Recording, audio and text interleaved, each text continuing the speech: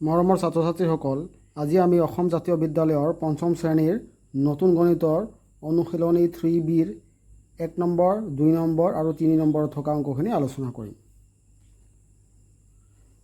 অনুশীলনী 3Bৰ 1 নম্বৰত থকা প্ৰশ্নটো চোৱা কি আছে।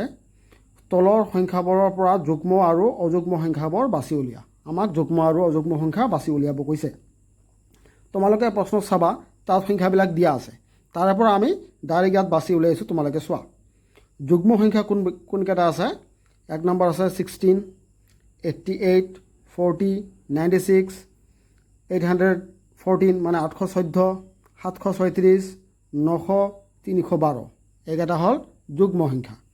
অযুগ্ম সংখ্যাকেইটা হ'ল 37, 93, 413, 591, 815, 209, 7691। এইকেইটা হৈছে অযুগ্ম সংখ্যা।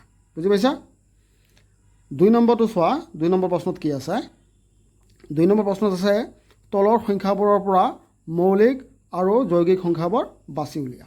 তোমালোকে কিতাপত চাবা, তাত দিয়া আছে সংখ্যাকেইটা। আমি ইয়াত বাছি উলিয়াইছোঁ। ইয়াত চোৱা মৌলিক সংখ্যা।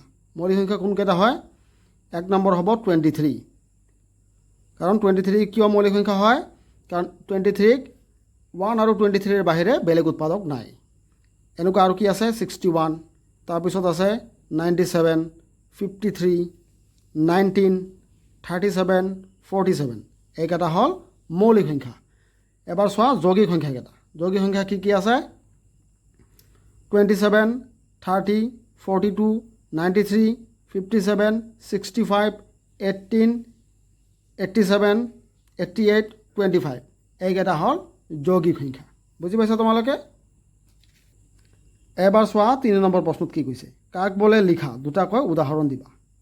ইয়াৰ এত আছে যুগ্ম সংখ্যা, বিত আছে অযুগ্ম সংখ্যা, চিত আছে মৌলিক সংখ্যা, ডিত আছে যৌগিক সংখ্যা, ইত আছে নিখুঁত সংখ্যা, এফত আছে যজা মৌলিক সংখ্যা।